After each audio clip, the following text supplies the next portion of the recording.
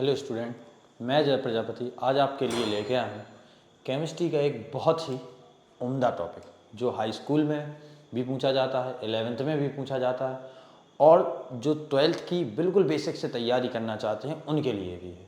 तो ये टॉपिक लगभग सभी के लिए है, तो पढ़िएगा और ध्यान से समझिएगा ये टॉपिक क्या है। सबसे पहले तो अगर मैं कहूँ हर एग्ज़ाम में हाई स्कूल में तो 2 नंबर का बिल्कुल कन्फर्म ही है, IUPAC इसका नाम है।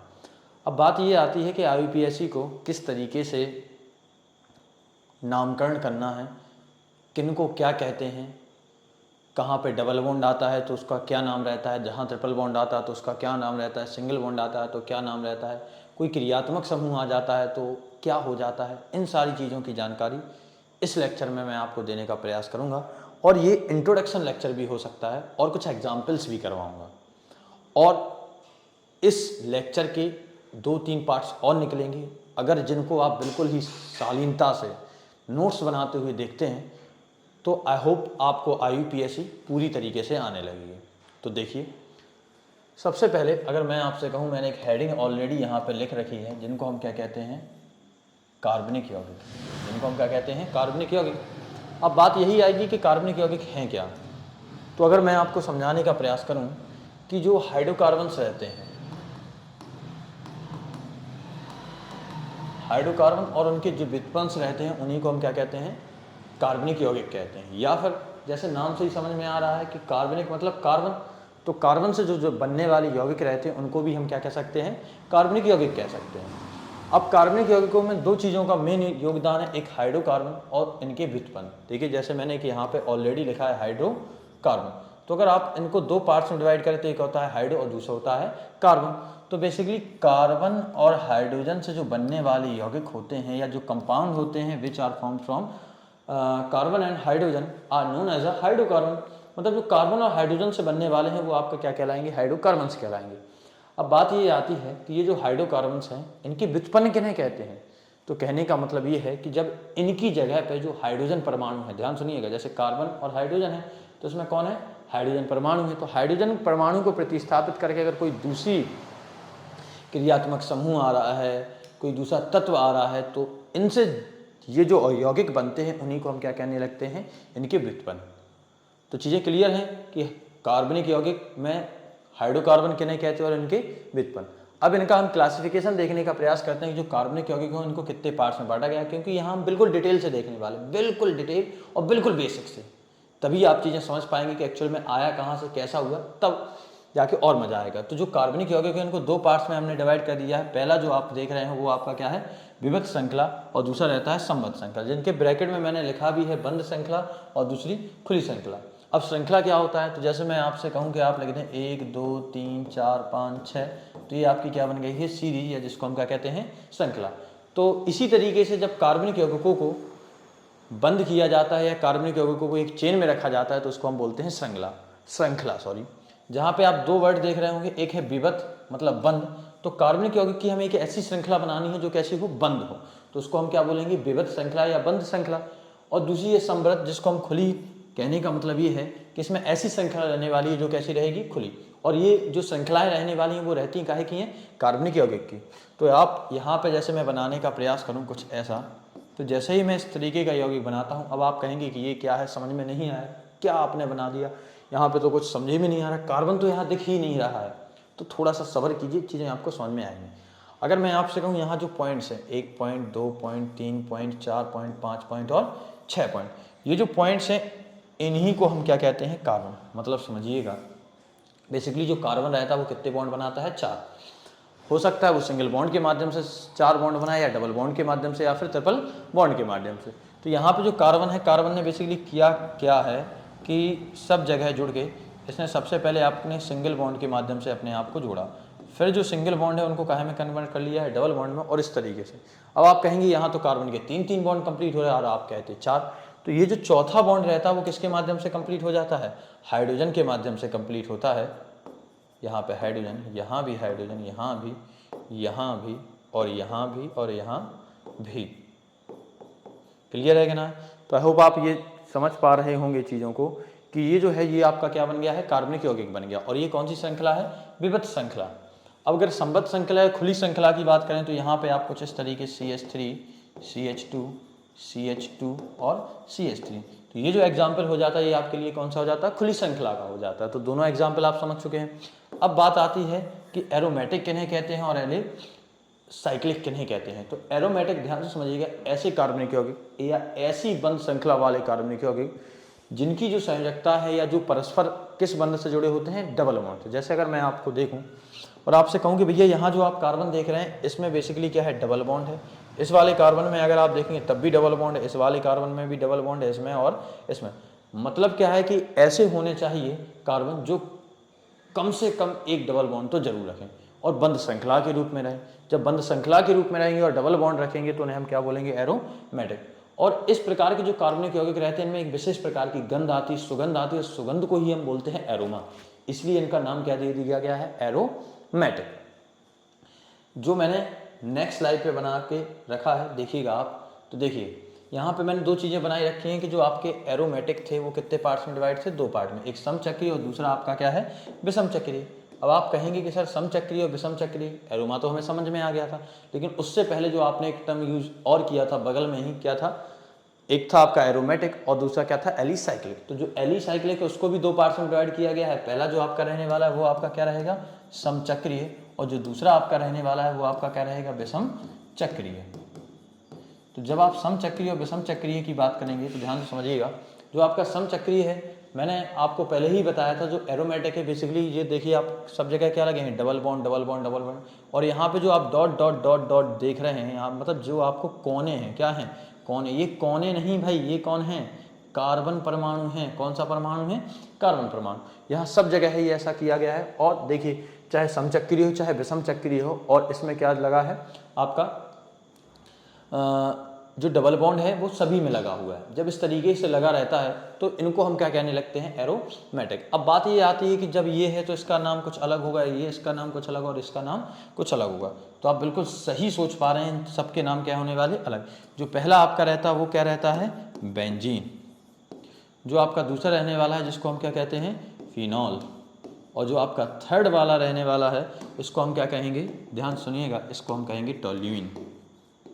अब जब भाई फिनॉल है, टोल्यूइन है और जो बेंजीन है, ये तीनों देखिए आप अलग अलग हैं, और तीनों के अलग अलग होने के साथ साथ इन सब में क्या है, डबल बॉन्ड प्रेजेंट है। तो ये क्या हो गए हैं, एरोमेटिक। अब विषम चक्रीय की बात जब हम करेंगे तो आप देख पा रहे होंगे कि यहाँ पे डबल बॉन्ड भी है कि नहीं। और डबल बॉन्ड के साथ साथ में यहाँ कार्बन के जगह पे कोई दूसरा परमाणु आप देख रहे हैं, और वो क्या है, नाइट्रोजन। और जब ये कार्बन की जगह कोई दूसरा परमाणु ले आते हैं तो इनको हम समचक्रीय से हटा के किस में रख देते हैं, विषम चक्रीय में रख देते हैं। और यहाँ पे जो कार्बन में डबल बॉन्ड ऑलरेडी प्रेजेंट है तो इनको हम एरोमेटिक में तो रहेंगे, लेकिन एरोमेटिक का एक अलग से टाइप बना दिया जिसको हम क्या कहेंगे, विषम चक्रीय। और इन भाई साहब का जो नाम रहता है वो क्या होता है, प्रीडीन। तो आई होप आप समझ पा रहे होंगे कि समचक्रीय और विषम चक्रीय। अब यहाँ पे तो डबल बॉन्ड का कॉन्सेप्ट था, लेकिन जैसे ही हम एलिसाइक्लिक में जाते हैं तो यहाँ पे डबल बॉन्ड का कॉन्सेप्ट खत्म हो जाता है, यहाँ सिर्फ सिंगल बॉन्ड रहते हैं। देखिए थे तो ये चक्री ही यौगिक, या जिनको हम क्या बोल रहे थे, समृद्ध श्रृंखला की विवृत श्रृंखला, आप कहेंगे विवृत श्रृंखला, विवृत मतलब बंद वाली श्रृंखला। अब जब बंद वाली श्रृंखला थी तो भाई देखिए ये भी क्या है, बंद है कि नहीं, आप कहेंगे बिल्कुल ये सारे के सारे बंद हैं। इनको समचक्रीय और इनको विषम चक्रीय क्यों कह रहे हैं, वही सेम कॉन्सेप्ट। अगर पूरा जो रहे स्ट्रक्चर वो कार्बन कार्बन से बन जाए तो क्या कहलाएंगे, समचक्रीय, और अगर कार्बन से ना बने तो क्या कहलाएंगे, विषम चक्रीय। अब बात ये आती है कि जब इनका आप नामकरण करेंगे तो इनमें क्या होगा, कैसा होगा, तो इनकी अभी चर्चा ना करके सिर्फ ये समझिए इनके नाम क्या है, इनको समचक्रीय क्यों कह रहे हैं, विषम चक्रीय। थोड़ी ही देर में हम बिल्कुल डिटेल में सारी चीज़ें समझने वाले हैं कि किस तरीके से किनका नामकरण करना है, क्या चीज़ें करनी है। तो अगर हम समचक्रीय की बात करेंगे तो जो समचक्रीय ये कितने हैं, 3 हैं।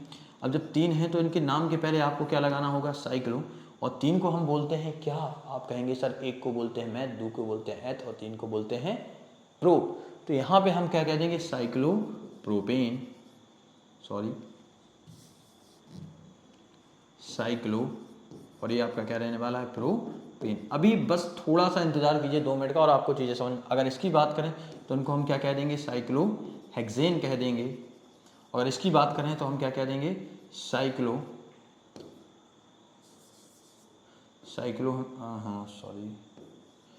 हम क्या कह देंगे, ब्यूटेन कह देंगे। और अगर इनकी बात करें तो इनको हम कहेंगे टेट्राहाइड्रोफ्यूनॉन, और इनको अगर हम बात करें तो इनको कह देंगे टेट्राहाइड्रोथायोफीन। तो आई होप आपको ये क्लियर हो गया, टेट्राहाइड्रोफ्यूनॉन और इसको हम क्या कहेंगे, टेट्राहाइड्रोथायोफीन। अब टेट्राहाइड्रो क्यों कह रहे हैं, इन सारी चीज़ों के बारे में डिटेल में हम बात करेंगे, टेंशन मत लीजिएगा। इतना आपको वर्गीकरण समझ में आ गया, और जैसे ही आपको वर्गीकरण समझ में आता है तो एक और आपको टर्म दिया गया था स्टार्टिंग में, ध्यान समझिएगा। उस टर्म को हम क्या कह रहे थे, उस टर्म को हमने बोला था, एक को हम बोले तो बुवेत और दूसरे को क्या बोले थे, समृद्ध।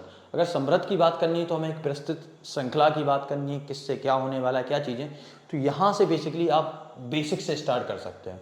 और बेसिक से स्टार्ट करने से पहले आपको चीज़ों की जानकारी होनी चाहिए, किस में क्या और किन को क्या कहते हैं, कैसे क्या लगता है।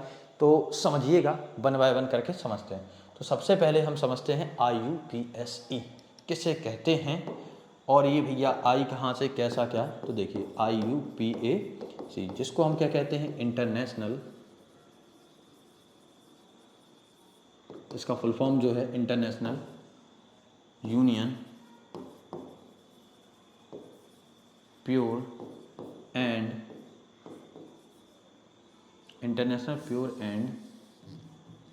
Applied chemistry.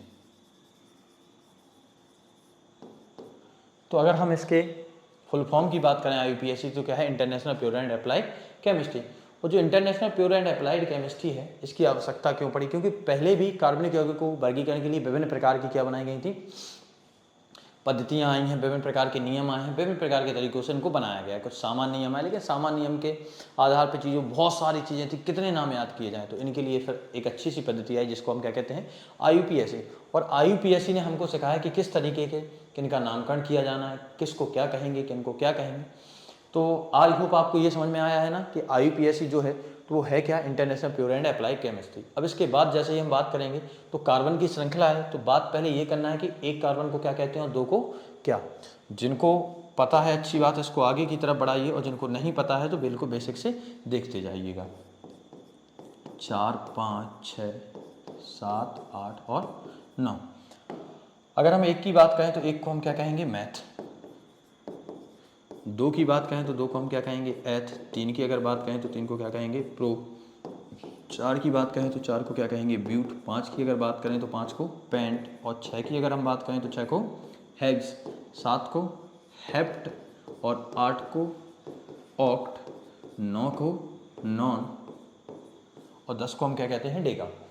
और जब ये चीज़ें आपको पता हो जाती हैं, एक कार्बन को ये बोलते हैं, दो को ये बोलते हैं, तीन को ये बोलते हैं, चार को क्या बोलते हैं, इनके बाद बात आती है जो जस्ट पहले हमने एक टर्म छोड़ा था, वो आपका कौन सा था, तो आप कहेंगे कि सर जी जो आपने टर्म छोड़ा था वो था आपका संतृप्त। तो अगर संतृप्त यौगिक की बात कहें तो किन्हें कहेंगे, तो देखिए ध्यान सुनिएगा, कार्बन 4 बॉन्ड बनाता है, या तो सिंगल बनाया गया, या तो डबल बनाया गया, या तो ट्रिपल बनाया गया। जैसे ही हम संतृप्त यौगिक की हम बात करेंगे तो संतृप्त यौगिक में जो कार्बन रहता है, ध्यान समझिएगा, वो किससे जुड़ा रहता है, सिर्फ और सिर्फ काहे से जुड़ा रहता है, सिंगल बॉन्ड से जुड़ा रहता है। आप कहेंगे बहुत बढ़िया ये बात है कि अगर ये सिर्फ सिंगल बॉन्ड से जुड़ा तो बहुत ही आसान। जब ये सिंगल बॉन्ड से जुड़ा रहता है और इनको जो संतृप्त यौगिक रहते हैं, तो ध्यान सुनिएगा, ऐसे कार्बनिक यौगिक जिसमें सिर्फ क्या हो, कार्बन हो, और कार्बन जो बेसिकली मतलब कार्बन के अलावा भी चीज़ें हो सकती हैं, कार्बन हाइड्रोजन रहेंगे, क्लोरीन भी हो जाएंगे, ऐसे कार्बनिक यौगिक जो एक सिंगल श्रृंखला में रहने, और कार्बन की जो संयोजकता रहती है वो बेसिकली कैसे कंप्लीट होती है, सिंगल बॉन्ड से कंप्लीट होती है। इनका एक नाम दिया जाता है जिनको हम क्या कहते हैं, एल्केन। ध्यान सुनिएगा। अब आप कहेंगे कि ये एल्केन क्या है, तो एल्केन वे हैं जिनकी जो कार्बन रहेगा, जिसकी संयोजकता काय के माध्यम से कंप्लीट होगी, सिंगल बॉन्ड से। इसका फॉर्मूला निकल के आता है कि CnH2n, ध्यान सुनिएगा, CnH2n प्लस का 2। अब CnH2n प्लस का 2 ये किस तरीके से होता है, क्या होता है, यहाँ पे अगर n की बात करें हम, अगर हम n की बात करें तो n क्या है, नंबर ऑफ कार्बन, और यहाँ पे जो रखने वाला है, अब आप कहेंगे नंबर ऑफ कार्बन किस तरीके, तो यहाँ पे बेसिकली जो n रहेगा वो किस में रहता है, डिजिट्स में। अगर हम 1 रखते हैं तो 1 कार्बन हो जाएगा, 2 रखेंगे तो 2 कार्बन हो जाएगा, और यहाँ पे जैसे हमें रखेंगे तो ये क्या हो जाएगा, नंबर ऑफ हाइड्रोजन हो जाता है। तो कुछ देखते हैं किस तरीके से क्या होता है, तो समझते हैं। अगर हम n की वैल्यू कितना रखते हैं, 1 रखते हैं तो ये क्या आएगा, C, और अगर यहाँ 1 रखते हैं तो 1 का 2 में करेंगे तो 2, और 2 और 2 कितने हो जाएंगे, 4। क्लियर है कि ना। अब इसके अगर नाम की बात करें तो नाम तो हम लिख देंगे मैथेन, मैथ धन एन, अब बात ये आएगी कि ये एन आया कहाँ से और एन है क्या, तो समझते जाइएगा। यहाँ पे जो मैथ है वो जस्ट पहले अभी हमने कार्बन्स को देखा था कि एक कार्बन को क्या बोलते हैं, 2 को। तो यहाँ पे नंबर ऑफ कार्बन कितने हैं, तो आप कह देंगे 1। अब आपने एन ही क्यों लगा है, तो आप इसके स्ट्रक्चर पे जाइए और जो कार्बन है वो कितने बॉन्ड बनाता है, 4। यहाँ हाइड्रोजन कितने हैं, 4। तो कार्बन की जो चारों के चारों संयोजकताएं हैं वो किसके माध्यम से, सिंगल बॉन्ड के माध्यम से कंप्लीट है। और जब कार्बन की चारों संयोजकताएं सिंगल बॉन्ड के माध्यम से कंप्लीट होती है तो इसको क्या कहते हैं, संतृप्त यौगिक, या इनको क्या कहते हैं, एल्केन, क्योंकि फॉर्मूला क्या हो रहा है, CnH2n+2। अब एन आने का रीजन तो समझ में आ गया होगा कि जो एल्केन है, जिनकी मतलब क्या है कि जो CnH2n को फॉलो करें तो उनको हम बोलेंगे एल्केन। और एल्केन जो रहते हैं, अगर ऐसा दिख जाए जो कार्बन है और सारे के सारे सिंगल बॉन्ड से कंप्लीट हों, तो उनके अंत में हम क्या लगा देते हैं, एन। और जो एन है वो क्या है, तो आप कह देंगे कि जो एन है वो क्या है, अनुलग्न है। अनु का मतलब होता है पीछे लगने वाला। तो देखिए, सबसे पहले जो कार्बनिक यौगिक है इसके नामकरण में हम क्या लिखते हैं, सबसे पहले हम लिखते हैं number of carbon. Number of carbon लिखा, अभी नॉर्मल बात करते हैं, फिर एक आपको बताएंगे कि पहले द्वितीयक अनुलग्न आता है, फिर प्राथमिक अनुलग्न आता है, फिर नंबर ऑफ कार्बन आते हैं, फिर ये चीज़ें। तो इनको अभी आप छोड़िए, अभी इतना समझिएगा कि जो कार्बन रहेगा इसमें क्या करेंगे, मैथ। एक कार्बन है तो हमने क्या लिख दिया, मैथ। अब ये सारे के सारे कैसे कंप्लीट है, सिंगल बॉन्ड से। और जो सिंगल बॉन्ड होता है वो क्या होता है, एल्केन। और एल्केन के लिए हम लोग यूज़ क्या करते हैं, तो एन यूज़ करते हैं। और एन क्या होता है, अनुलग्न। तो पहले हमने लिख दिया है एक कार्बन के लिए मैथ, और इनके पीछे सारे के सारे क्या है, सिंगल बॉन्ड है, तो सिंगल बॉन्ड की हमने क्या लिख दिया, एन। तो इस पूरे का नाम क्या हो जाएगा, तो आप कहेंगे इस पूरे का नाम हो जाएगा मैथेन। तो आई होप आपको ये समझ में आ गया होगा। अब जब एक आपका क्लियर है तो इसी के आधार पर 2-4 चीज़ें और समझ ले रहे हैं तो आपको क्लियर होती जाएंगी। समझिएगा कैसे। अगर मैं आपसे कहूँ एक कार्बन, तो आपने लिख दिया था, अगर n बराबर हमने कितना मान लिया, 2, फिर वही फॉर्मूला आपको लगाना है, कौन सा, एल्केन वाला, कौन सा, CnH2n+2। तो लगाइएगा फॉर्मूला। और जैसे ही आप फॉर्मूला लगाते हैं तो आप n की वैल्यू 2 रखते हैं तो क्या हो जाएगा, C2, और 2 दूनी 4, और 4 2 कितने हो गए हैं, 6। अगर इसके स्ट्रक्चर की बात करें तो आप कहेंगे 2 कार्बन लिखे हैं और सारे के सारे किससे कंप्लीट हैं, सिंगल बॉन्ड से, और कार्बन के अलावा इनमें क्या रहेंगे, हाइड्रोजन। तो ये लिख दिया। अब बात आती है इसका नाम। तो नामकरण के लिए वही कि हमें ये पता होना चाहिए एक कार्बन को क्या कहते हैं, 2 को, 3 को, 4 को, 5 को, 6 को, 7 8 9 10 को। तो यहाँ कार्बन कितने हैं, तो हमने जैसे काउंट किया तो कार्बन कितने आए, 2। और 2 को क्या हम क्या बोलते हैं, तो आप कहेंगे एथ। अब बात ये आती है इनमें अनुलग्न लगेगा कि पूर्व लग्न। तो अभी थोड़ी देर पहले पढ़ा है कि इनमें क्या लगता है, अनुलग्न। और अगर ये CnH2n को फॉलो कर रहे हैं तो क्या है, एल्केन। तो क्या लगता है, एन अनुलग्न लगता है। क्या लगेगा, एन। और जैसे ही इनमें एन लगता है तो ये क्या हो जाते हैं, एथेन। आई होप आपको ये क्लियर हो गया होगा। अगर 3 कार्बन की हम बात करें तो क्या हो जाएगा, C3H, और 3 दूनी 6 और 2 कितने हो गए हैं, 8। अगर आप से इनका स्ट्रक्चर कहें तो आप कहेंगे, देखिएगा इस तरीके से इसका क्या रहने वाला है, स्ट्रक्चर रहने वाला है।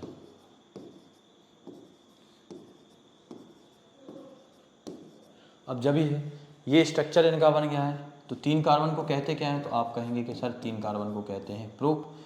और ये जुड़े कैसे हैं, सिंगल बॉन्ड से, तो क्या लगा दिया हमने, एन। तो अब इनका नाम क्या हो जाएगा, तो आप ही कह देंगे कि सर जी इनका नाम क्या हो जाएगा, प्रोपेन। क्लियर है कि ना है, तो इनके क्या बोलेंगे, प्रोपेन। अगर हम 4 कार्बन की हम बात यहाँ कर लेते हैं तो C4, 4 दूनी 8, और 2 कितने हो गए हैं, 10। क्लियर है कि ना। तो इसके नाम की अगर आप बात करें तो क्या हो जाएगा, तो 4 कार्बन को क्या बोलते हैं, ब्यूट। जुड़े कहाँ से हैं, सिंगल बॉन्ड से, तो क्या हो जाएगा, ब्यूटेन। अगर 5 कार्बन की हम बात करते हैं तो क्या हो जाएगा, C5। अब थोड़ा सा जल्दी कीजिए, H कितना हो जाएगा, 12। तो जो 5 कार्बन है, 5 को क्या बोलते हैं, पेंट। और सारे के सारे जुड़े कहाँ से, एन से, तो क्या हो जाएगा, पेंटेन। अगर 6 कार्बन की बात करें तो C6। और अगर H की बात करें तो H कितना हो जाएगा, देखिए 12 से में कितना 2 जोड़ देंगे तो कितना हो जाएगा, 14। अब इसके नाम की बात करें तो 6 को क्या बोलते हैं, हेक्स। और जुड़े कैसे हैं, एन से, तो क्या हो गया भैया, हेक्सेन। यहाँ तक क्लियर है कि ना है। तो आई होप आपको ये समझ में आ रहा होगा कि अगर कभी आपको सिंगल बॉन्ड मिल जाए, ध्यान सुनिएगा, अगर आपको कभी क्या मिल जाए, सिंगल बॉन्ड से जुड़े हुए कार्बन मिल जाए और सारे के सारे कार्बन सिंगल बॉन्ड के माध्यम से जुड़े हैं, तो आप इनको क्या कह देंगे, तो आप कहेंगे कि इनको बोलेंगे एल्केन। और जो एल्केन रहते हैं इनके अंत में आता है एक अनुलग्न जो क्या है, एन। तो इस तरीके से आप कर लेंगे। संतृप्त कार्बनिक यौगिक यही थे। अगर आपसे कहा जाए कि असंतृप्त बताने का प्रयास कीजिए तो ध्यान से समझिएगा, असंतृप्त मतलब जो संतृप्त ना हो। अब आप कहेंगे ये कौन सी बात हुई जो संतृप्त ना हो, तो समझिएगा वहाँ पे जो हम कह रहे थे कार्बन के बीच में, सारे के सारे कार्बन के बीच में सिंगल बॉन्ड होना चाहिए, लेकिन यहाँ पे हम कहेंगे कि कम से कम 2 कार्बन के बीच में या तो डबल बॉन्ड रहे या तो क्या रहे, ट्रिपल बॉन्ड रहे, तो उन्हें हम क्या कह देंगे, असंतृप्त कार्बनिक यौगिक। ध्यान समझिए, यहाँ पे कम से कम 2 कार्बनिक यौगिकों के बीच में, 2 कार्बन है कि नहीं, 2 कार्बनिक यौगिकों के बीच में क्या होना चाहिए, डबल बॉन्ड या फिर ट्रिपल बॉन्ड। अगर ऐसा होता है तो हम इसको क्या कहेंगे, असंतृप्त। असंतृप्त आई होप आपको समझ में आ गया होगा। अब जो असंतृप्त है, असंतृप्त को कितने भाग में बांट दिया गया है, और 2 और 3 होने के आधार पर इनको कितने भाग में बांट दिया गया है, 2 भाग में, जिनमें कार्बन कार्बन के बीच में क्या होता है, डबल बॉन्ड प्रेजेंट रहता है। ध्यान सुनिए, जिनमें कार्बन कार्बन के बीच में क्या रहे, डबल बॉन्ड प्रेजेंट रहता है, तो उनको हम क्या कहते हैं, एल्कीन। उनको हम क्या कहते हैं, एल्कीन। अब बात आएगी कि भैया अगर ट्रिपल बॉन्ड हो गया तो क्या कहेंगे, तो आप कह देंगे, इनको कहेंगे एल्काइन। क्लियर है कि ना है, तो इनको हम क्या कह रहे हैं, एल्कीन कह रहे हैं, और इनको हम क्या कहेंगे, एल्काइन कहेंगे। क्लियर है कि ना, अगर डबल बॉन्ड है तो क्या कहेंगे, एल्कीन, और अगर ट्रिपल बॉन्ड है तो क्या कहेंगे, एल्काइन। जब डबल बॉन्ड है तो एल्कीन कह रहे हैं, ट्रिपल बॉन्ड है तो एल्काइन। अब इनका जो सामान्य फॉर्मूला होता है पता कैसे चले, तो उसके लिए आपको क्या करना है, 2 2 घटाते जाना है। कितने कितने घटाते जाना है, 2। अगर इसमें 2 घटाएंगे तो क्या हो जाएगा, CnH2n, और इसमें अगर 2 और घटा दिए जाते हैं तो आप कहेंगे इसका फॉर्मूला हो जाएगा CnH2n-2। तो देखिएगा जो एल्केन था इसका फॉर्मूला क्या था, CnH2n+2, 2 घटाए तो माइनस और प्लस से कैंसिल हो गए, तो बचा क्या, 2n। तो हमने ये जो कर दिया, ये किसका फॉर्मूला कर दिया, एल्कीन का। फिर जो किया है वो हमने काय का किया है, एल्काइन का।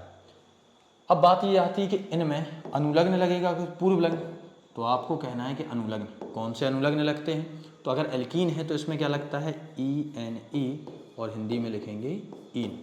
और अगर ट्रिपल बॉन्ड है तो इसमें क्या लगेगा, आयन, और हिंदी में कुछ इस तरीके से लिखने वाले हैं।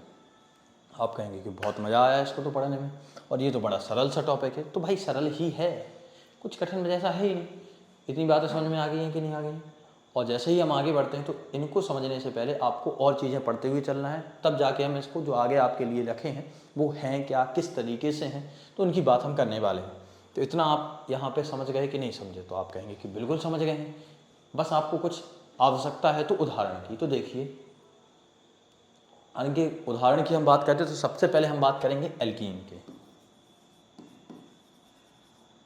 तो अगर n बराबर हम 1 रख के देखते, मन में तो क्वेश्चन आएगा ही कि n बराबर 1 रखेंगे तो सर क्या होगा, आपने तो बता दिया 2, लेकिन मन में आया है तो इसको क्लियर करते हैं। अगर n बराबर 1 रखते हैं तो 1 आ गया H2n, तो कितना है CH2। अब जब 2 होता है और हमें पता है हाइड्रोजन एक बॉन्ड बनाता है, और यहाँ पे एक बॉन्ड बनाएगा और यहाँ पे एक बॉन्ड बनाएगा, और जो कार्बन है ये भी हमें पता है एक बार में कितने बॉन्ड बनाता है, 4। अगर ये एक बार में 4 बॉन्ड बना रहा है और लेकिन बन कितने रहे हैं, 2 बॉन्ड, तो क्या ये स्ट्रक्चर पॉसिबल है, तो आप कहेंगे नहीं, बिल्कुल भी नहीं। और जब बिल्कुल भी नहीं है तो भाई इसको छोड़ दीजिएगा। इसीलिए n बराबर 1 हम क्या कहते हैं कि पॉसिबल नहीं है।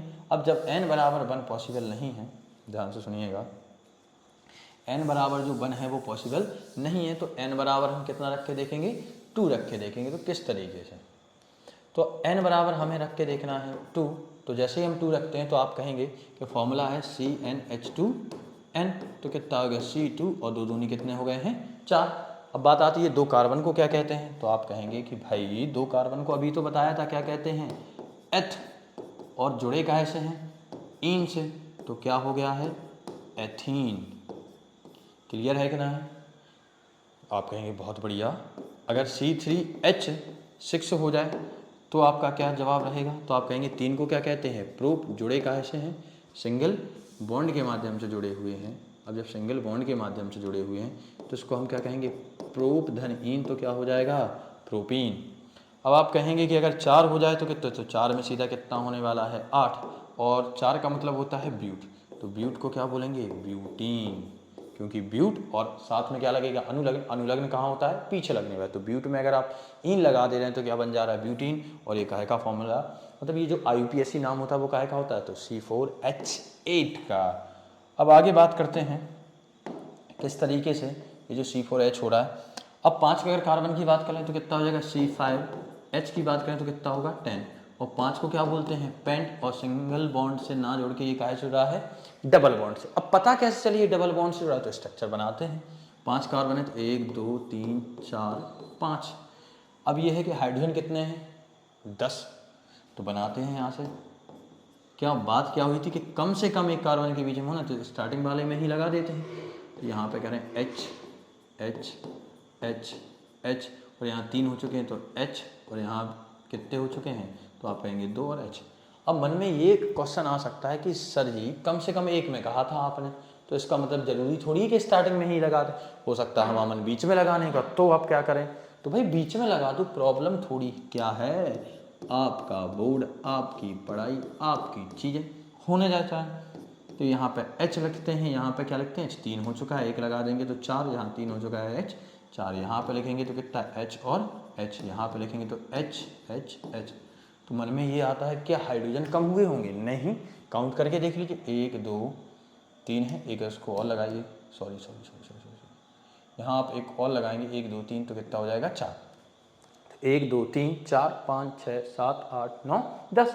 आप कहेंगे यहाँ पे तो 1 2 3 4 5 6 7 8 9 10। जब आपके 10 इसमें है, 10 उसमें स्ट्रक्चर में कोई अंतर है नहीं, और जब यहाँ पे डबल बॉन्ड है और एक में यहाँ पे डबल बॉन्ड है, तो इनके नाम में चेंज आ जाएगा। और जब नाम में चेंज आता है मतलब परमाणु संरचना तो कैसी हैं अलग अलग हैं, लेकिन जो इनके अणुसूत्र हैं वो कैसे हैं समान। और जब संरचनाएं, ध्यान सुनिएगा, संरचनाएं अलग अलग हों और अणुसूत्र समान हो, तो इस प्रकार के जो यौगिक होते हैं इन्हें हम क्या कहते हैं कार्बनिक यौगिक। तो आई होप आपको ये समझ में आ गया होगा। अब आपका होमवर्क भी साथ में नोट करते जाइए, क्योंकि है क्या, अगर मैं इस तरीके से आपको करवाता जाता हूँ तो प्रॉब्लम ये आती है कि भाई आप कैसे करेंगे, आप तो छाप रहे हैं सीधा सीधा सा।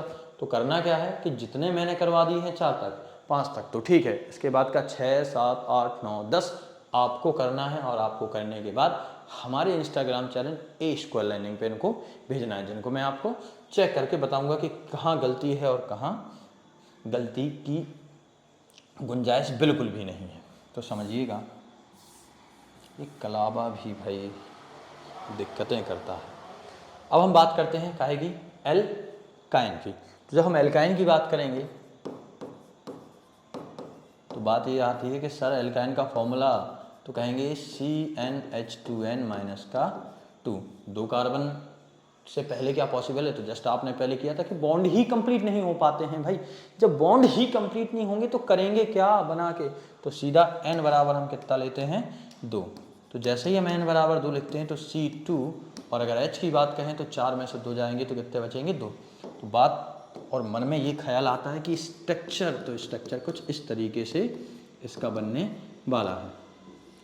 क्लियर है क्या ना है। नाम, तो नाम की अगर हम कहें तो कितने कार्बन हैं 2, तो 2 को क्या बोलते हैं, आप कहेंगे सर जी 2 को हम बोलते हैं एथ।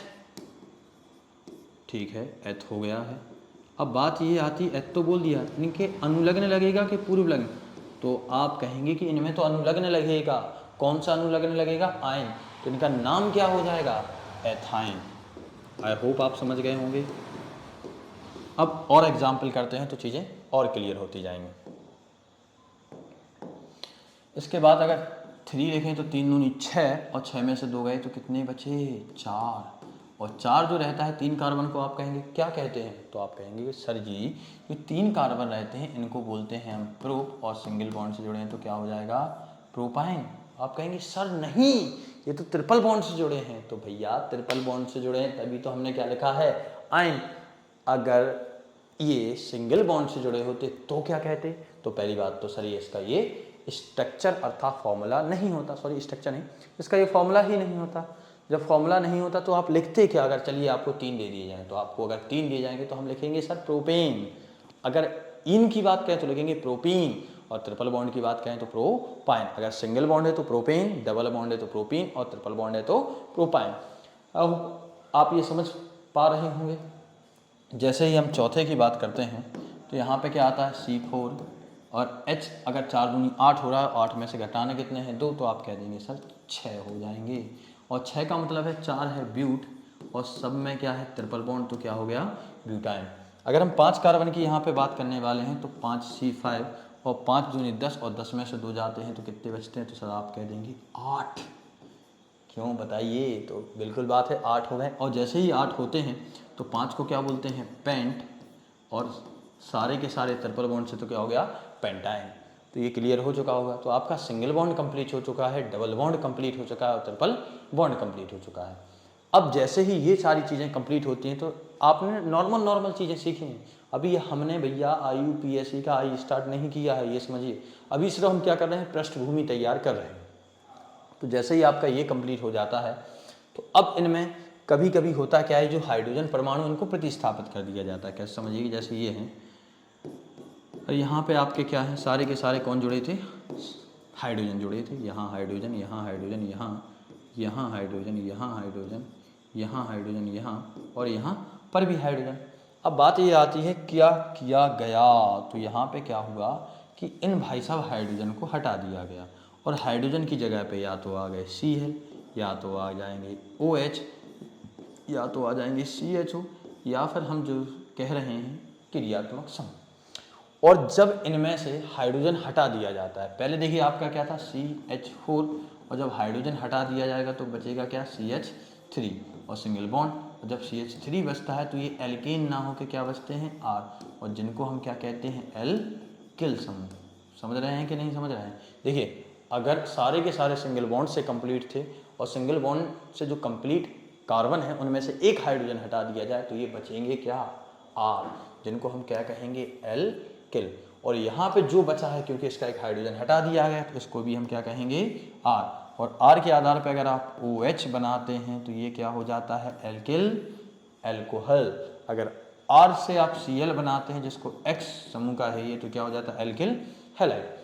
अब आप कहेंगे कि सर ये आप क्या बता रहे हैं, क्या कैसा। तो इनको समझने के लिए थोड़ा सा आपको पेशेंस की ज़रूरत है और इनसे एक पहले वर्ड समझेंगे क्रियात्मक समूह। आखिरकार क्रियात्मक समूह होता क्या है चीज़ें, तो समझिएगा। जैसे आपके घर में कोई सदस्य है, तो पिताजी हैं, तो एक नेचर है कि ना। अगर पिताजी के दोस्त आगे मिल जाते हैं तो अब आपसे कहा जाए कि क्या दोनों जन के एक जैसे नेचर हैं, आप कहेंगे नहीं, इनके नेचर अलग हैं और इनके नेचर अलग हैं। तो कोई अगर दूसरा व्यक्ति आपसे आकर जुड़ जाता है तो आपके गुणों में भी तो चेंज आएगा। क्योंकि अगर सामने वाले, क्योंकि होता क्या है अक्सर, जब सामने वाला व्यक्ति आपके साथ में आता है, उठता है, बैठता है, तो आप उसके गुण अडेप्ट करते हैं, आपके गुण भी वो अडेप्ट करता है, दोनों के गुणों में क्या आता है, चेंज। तो ठीक इसी तरीके से हुआ क्या कि कोई एक कार्बनिक यौगिक था और इसका थोड़ा सा जो छोटा सा भाग है उसको हटा दिया गया और इस छोटे से भाग की जगह पे कोई दूसरी चीज़ आ गई है और जिसका कलर कस इस तरीके से। तो अब मैं कहूँ क्या इनकी जो प्रॉपर्टी है वो पहले जैसी है, आप कहेंगे नहीं, कुछ चेंज आया है, तो आप कहेंगे हाँ सर इनके गुणों में क्या आ गया है, चेंज। तो ये तो थी सिंपल बात।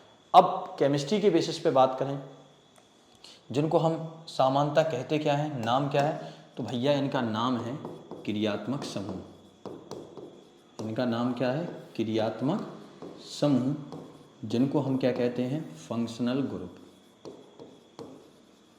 Functional group. तो बात यही आती है कि जो फंक्शनल ग्रुप है या क्रियात्मक समूह हैं क्या, करना क्या चाहते हैं, आए क्यों हैं। तो जो आपके एल्केन थे, क्या थे, एल्केन में से एक भाई साहब चले गए तो बचा आपका क्या, तो आप कहेंगे अगर एल्केन में से एक हाइड्रोजन परमाणु चला जाता है तो ये बचते क्या हैं, एल्किल। तो जो एल्किल है, अगर एल्केन जो थे उनमें से हाइड्रोजन को हटा के आपने क्या जोड़ दिया, Cl, तो अब ये एल्केन ना बचेंगे ना ही एल्किल बचेंगे, या कि ये क्या हो जाएंगे, इनका एक नई पहचान रहेगी, नया नाम रहेगा और जिनको हम क्या बोलने लगेंगे, एल्किल हैलाइड। समझ रहे हैं कि नहीं समझ रहे हैं। आप कहेंगे सर इनका तो नाम ही चेंज हो गया। अगर R की जगह पे आपने OH लिख दिया, सॉरी R से जो था आपने OH को जोड़ दिया, तो ये अब क्या बनने लगे हैं, एल्कोहल, या जिनको हम क्या कहते हैं, एल्कोहल। अगर ये एल्कोहल बनना है और अगर R की जगह हमने क्या जोड़ दिया, CHO जोड़ दिया, तो ये क्या बनेंगे, तो आप कहेंगे कि ये बनने लगेंगे एल्डिहाइड।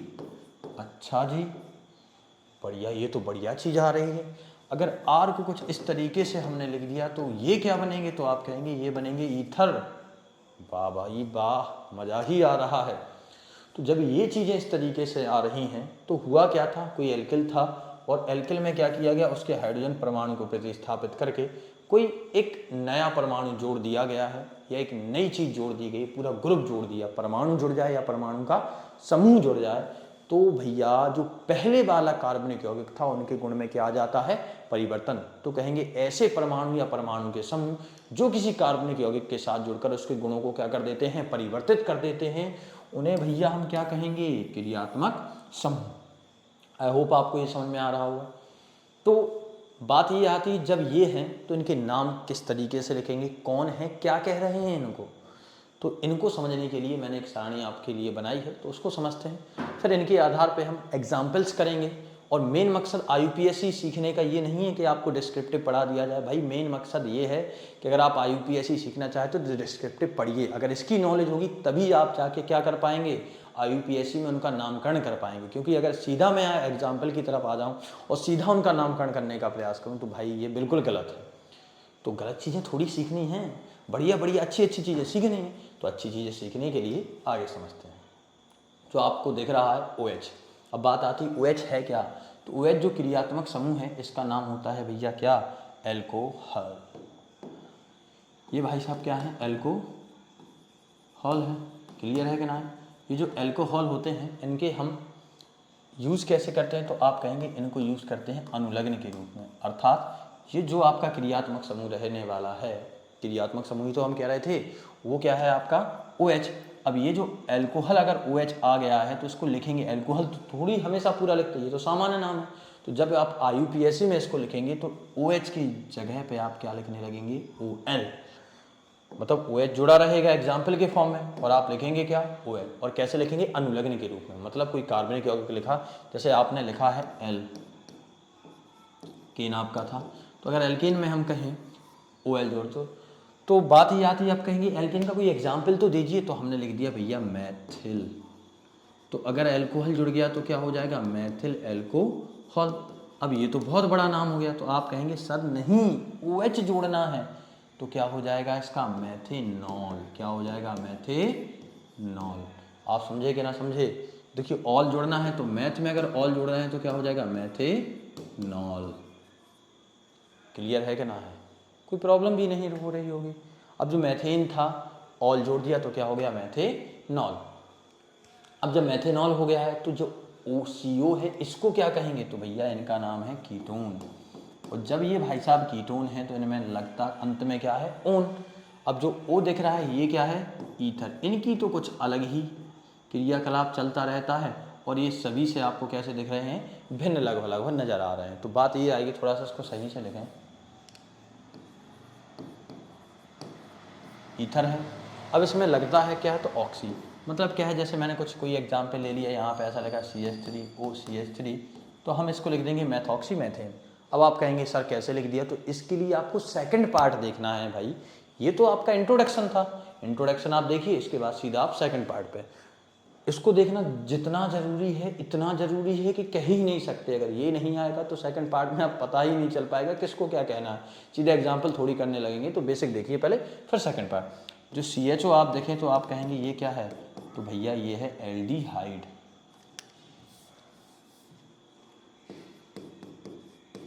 एल्डिहाइड।